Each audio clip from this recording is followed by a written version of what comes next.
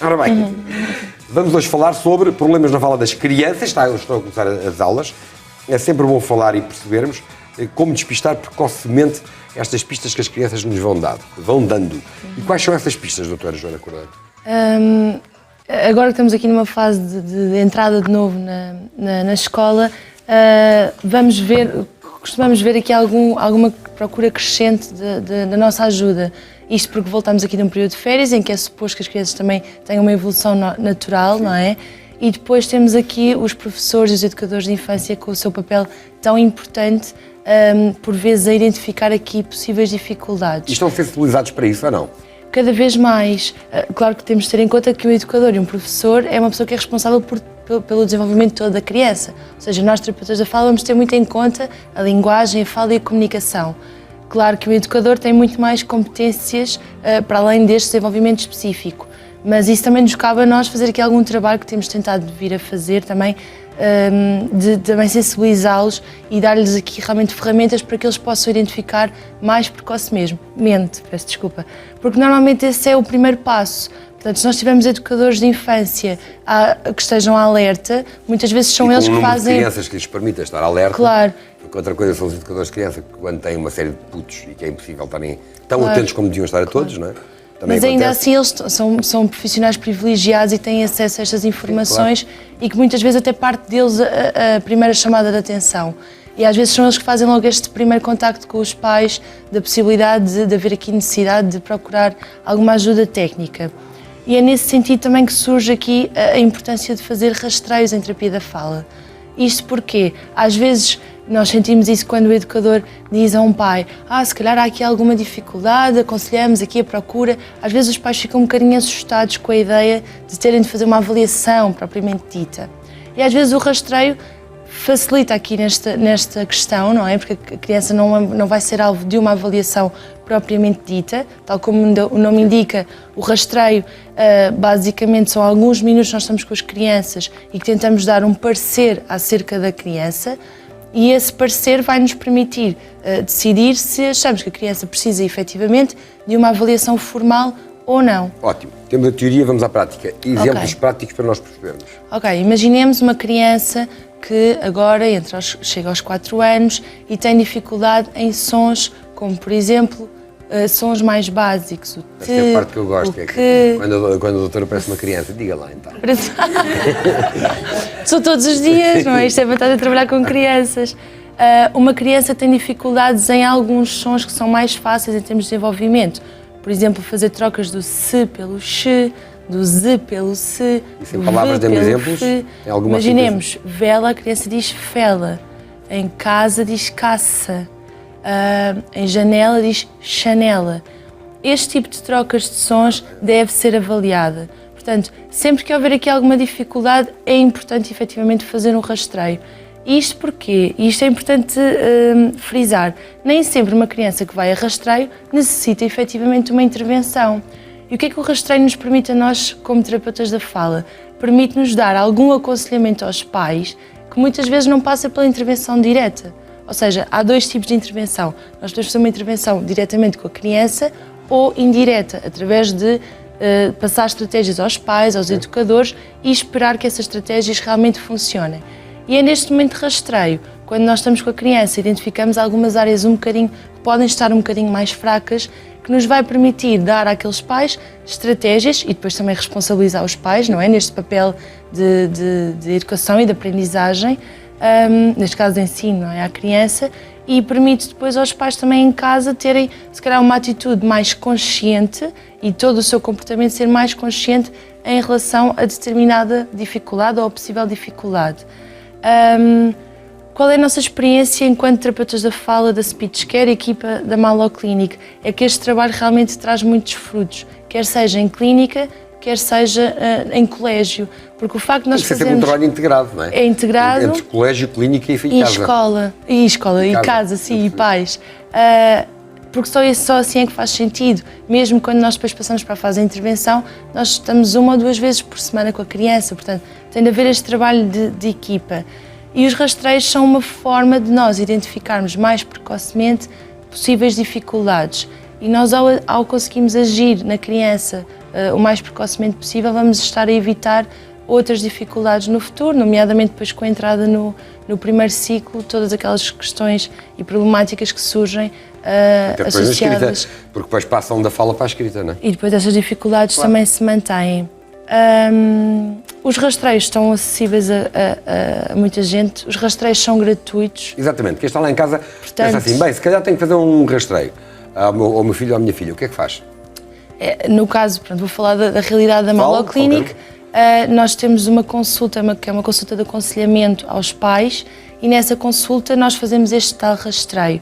Ou seja, são testes muito breves, sistemáticos, muito objetivos, que nos vão permitir depois conversar com os pais sobre a criança. É nesta consulta também que nós conseguimos fazer um encaminhamento mais correto para o técnico especialista de cada área. Nós acabamos por ter aqui áreas de especialização e é nesta consulta também que nos permite, dependendo da dificuldade da criança, encaminhar para uma avaliação com o técnico mais competente na área em questão. Ou então, temos uma criança que não necessita de uma intervenção no momento e é nesse espaço que nós vamos falar com os pais, dar-lhes estratégias até para que continuem o bom trabalho que têm estado a fazer. Eu acho que a intervenção passa muito pelos pais e pelo facto de não permitirem, não se desleixarem, não é? Não acharem que há coisas que não vale a pena de facto entrarmos em stress, mas também há coisas que às tantas não são normais. E muitas vezes os pais, até porque acham graça, não emendam os filhos. Eu, no caso, nem sabia que eu tinha hoje, sabia que eu tinha esta semana, mas este fim de semana até fiz um vídeo com a minha filha, deixa lá ver se eu consigo aqui ver, porque a Maria, tem 5 anos e ela estava a dizer mal uma palavra qualquer, que eu já não lembro qual é, mas já vou ver, e eu, claro, como a parte dos pais grave, não é? Diz lá e não sei o que é, ela disse mal, mas a questão, e aqui neste vídeo até se vê, é que eu digo-lhe, tenta lá mostrar aqui, botinhas, vai ser difícil, mas gente, não faz mal nenhum mostrar. E eu tento aqui através deste som. Mas ela diz uma palavra qualquer mal, e eu, a determinada altura, ela diz, mas eu a seguir corrijo logo. Não é? Portanto, gravei para ficar gravado porque há piada, mas na correção imediata é que está. Vamos lá ver o que é que ela dizia, deixa ver se é este vídeo, deixa ver. Estás a fazer o quê? Organizar o roçado. Aqui? Organizar o roçado. Era organizar, não é? Deixa lá ver. Ela não dizia organizar, dizia qualquer coisa antes. Estás a fazer o quê? Organizar o roçado. Aqui? Organizar o roçado. Mas isto tem piada porque, no fundo, estamos a falar é isto. É isso, sim. Não é? É não permitir, por acaso coincidiu, mas é não permitir que, sim senhor, teve gracinha, mas a seguir emendar imediatamente, não é? Aí o objetivo é, damos o modelo correto e é engraçado porque ela naturalmente usou uma estratégia que nós utilizamos, que foi dividir a palavra em sílabas. Se reparar, ela fez a intuação de divisão e para ela facilitou-lhe. Eu acho que pode ir contando que isso tem piada, que eu acho que outra ainda mais engraçado. E normalmente esta estratégia ajuda a fazer a divisão das sílabas, porque o que acontece aí é que na palavra organizar, a primeira sílaba é uma consoante, vogal, consoante. Isto é mais difícil porque logo a seguir, na sílaba a seguir, inicia-se com uma consoante também. É mais difícil em termos de articulação. E ela fez essa estratégia que nós devemos fazer, mesmo com os mais pequeninos, recorrer à divisão silábica através das palmas, ou de bater na mesa, ou nas pernas. Aquilo que me parece é que é a única forma, não é, de eles conseguirem dizer bem a palavra. É sílaba a sílaba. Dividir silabicamente, sim. É um trabalho que, Ana, tu tens miúdos destes, não é? Se calhar passamos aqui, Ana, e já que estávamos a falar aqui de educadores. Como é que, obrigado, Ana, obrigado eu por estar a participar. Como é que vocês, é um trabalho que tu estás muito atento ou não? E sim. Notas que já há essa sensibilidade, não é? Sim, há. Não há, por vezes, aquilo que eu noto é que não há muita ajuda por parte dos pais. Os pais são um bocadinho preguiçosos e acham graça aos meninos falarem mal, e quando nós chamamos a atenção e quando prevenimos os pais que de facto é preciso fazer um rastreio, os pais normalmente não são... normalmente ficam logo ali, o meu menino tem algum problema. Não, o seu menino não tem problema nenhum. A começar, muitas vezes, pelo excesso de mimo. Pronto, e aquele mimo que lhes é prejudicial neste aspecto. E quando vem um irmão mais novo e começam a falar a bebés, não é? Pois, exatamente, e os pais depois com medo de chamar a atenção ao menino, porque depois o menino pode ficar fragilizado porque tem um irmãozinho novo, etc. E o menino pode achar que os pais gostam mais do bebê do que dele.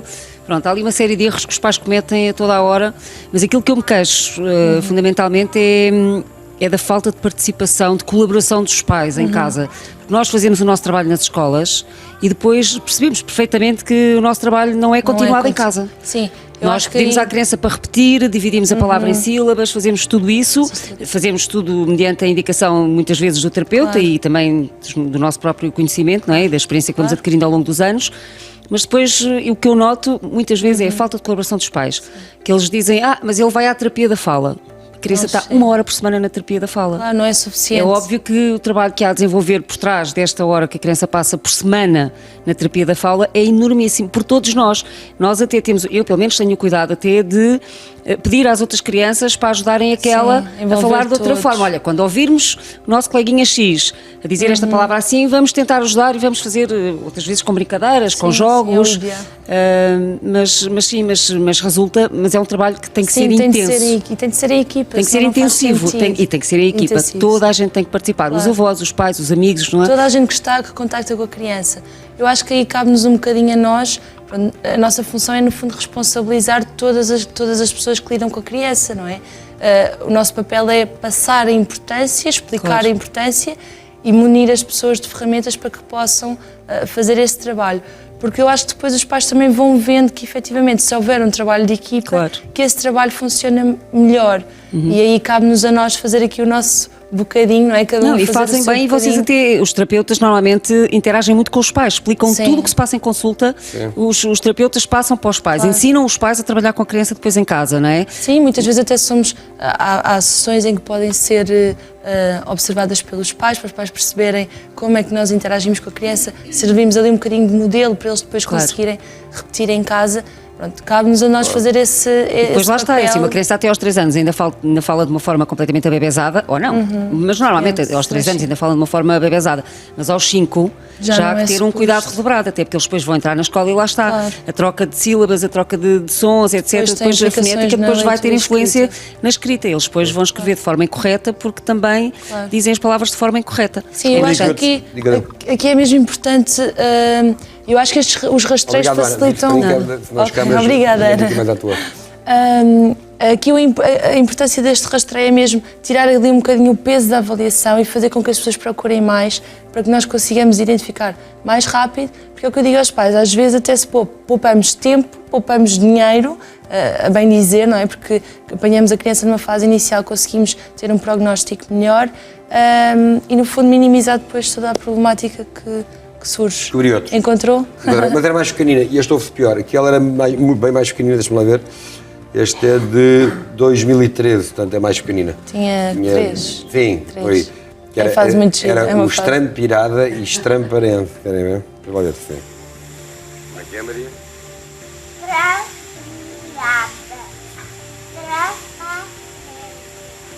Lá outra vez, como é que é?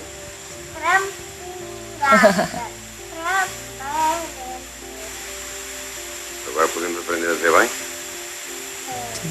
Transpirada. Não é estranho, é transpirada.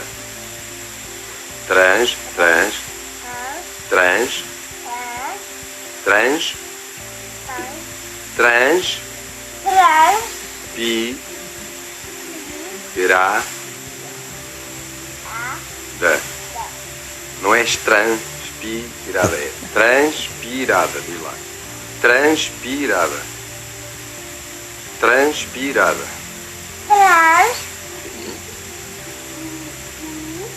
Pirada. Transpirada, diz lá. Não é estranho, é transpirada, diz lá. Não é estranho, Maria, é mais fácil do que estranho. É transpirada. Diz lá, Não é estranho, amor, é transpirada. Esta palavra é muito difícil. Transpirada, diz lá. É hora de pequenina. Mas diz. Transparente. A sílaba mantém-se lá. Não é estranho, é transparente. Não. Transpirada, diz lá. Não, Maria é estranha. Digo já que a Maria é muito paciente. Ela acaba por dizer. Mas, A Maria é muito mas é este paciente. trabalho, não é? Por Sim. acaso está aqui por coincidência, porque é claro que era aquilo que eu disse. É evidente que nós acabamos por achar piada eles dizerem estas coisas. Claro. E eu gosto de guardar estas recordações. Sim, que mais tarde vai porque ser acho graça, giro. não é? Até para elas Ela verem. ver. Mas, lá está, não me deixe passar em branco. Claro. Não é? É assim, Primeiro grave mal, mas depois fica ali. fica a até dizer tentar. bem, não é? Pronto, neste caso realmente era uma sílaba muito difícil, porque Ah, ela é tinha das 3 sílabas anos. mais difíceis do português europeu. Mas de qualquer forma é isso, é nós darmos o estímulo correto e dar-lhes muito input auditivo. Eles têm de ouvir muito, muito. Por isso é que as crianças, para quem, se nós falamos para a criança como um bebê, o modelo que a criança tem vai ser um modelo abebezado. Claro. Portanto, é pensar que a criança tem de estar exposta a comportamentos de adultos, em termos de ação, e a fala de adultos, senão a criança, o modelo dela vai ser um adulto abebezado, um adulto que fala a bebê, e aquele vai ser o modelo dela, ela simplesmente vai aprender por imitação e vai fazer igual e mantém aquele padrão. É por aí. Portanto, é por Estamos aí o todos caminho. Sim. Ora bem, muito obrigado, doutora Joana Cordeiro. Obrigada, eu. Mais uma vez, o que é que estás a rir, tu, Joaninha? Esta está a rir de quê? Esta aqui. Ok? Não sou. Ah, não, eu também. Não. Deixa lá. É o meu realizador está a contar também as peripécias dos filhos. Dos Claro, filhos. Todos temos filhos, né, com peripécias.